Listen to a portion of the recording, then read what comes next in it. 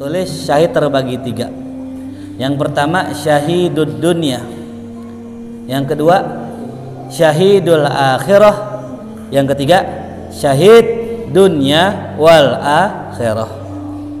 Apa yang pertama? Syahidud dunya, yang kedua syahidul akhirah, yang ketiga syahidud dunya wal akhirah. Apa contoh syahidud dunya? Orang yang mati syahid di dunia, maksudnya adalah ini orang pergi perang, cuman niatnya bukan karena Allah, niatnya bukan fisabilillah, niatnya nyari dunia, mati. Nah itu dia di mata orang syahid, tapi enggak syahid di mata Allah, ya, masuk neraka. Di zaman Nabi ada orang begitu. Oh lagi perang berani banget, ada orang, wah pokoknya berani dah.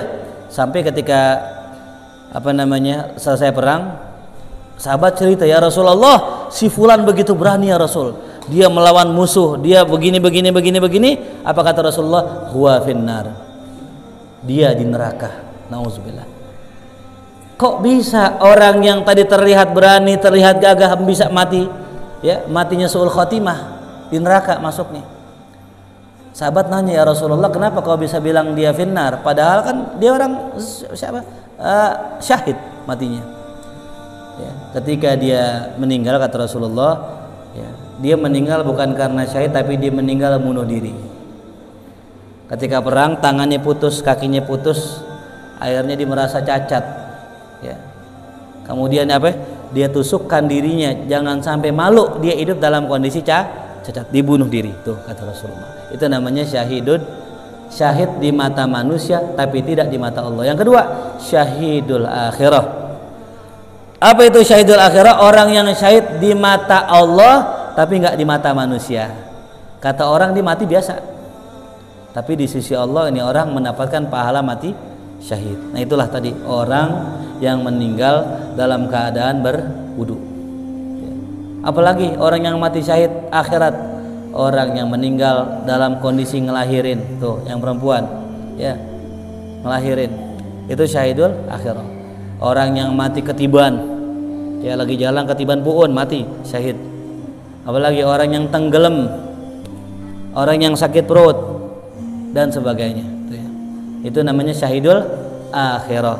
Secara dunia dia dihukumin sebagai orang yang meninggal biasa, tapi di akhirat Allah masukkan ke dalam kelompok orang yang syahid. Yang terakhir syahid dunia wal akhirah. Nah inilah para pejuang fisabilillah yang benar-benar berjuang menegakkan kalimatullah, meninggal di medan perang. Tuh namanya syahid dunia wal akhirah.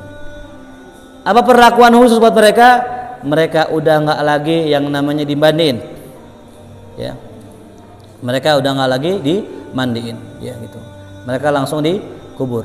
Gitu. Bahkan dalam sebuah riwayat ketika itu yang namanya Mesir kalau nggak salah ya, Mesir. Uhud, Gunung Uhud. Di Gunung Uhud ketimpa banjir, air banyak. Nah kan para sahabat dikubur di sana. Setelah banjir ternyata masih ada jasad sahabat. Ya, setelah banjir surut ada jasad sahabat, bahkan jasad itu masih dalam kondisi basah dengan darah seperti baru meninggal kemarin. Bahkan rambutnya makin panjang, tuh. Kukunya makin panjang. Kenapa tadi itu? Ya. Jadi orang-orang yang mati syahid, mereka dapat keistimewaan apa? Kagak dimakan jasadnya oleh tanah, nggak dimakan sama cacing. Mereka akan tetap kekal sampai hari kiamat tuh jasadnya. Makanya kata Allah dalam Quran, la tahsabannalladzina qutilu fisabilillahi amwat bal ahya. Jangan kalian kira orang yang meninggal di jalan Allah meninggal, bal ahya, mereka hidup.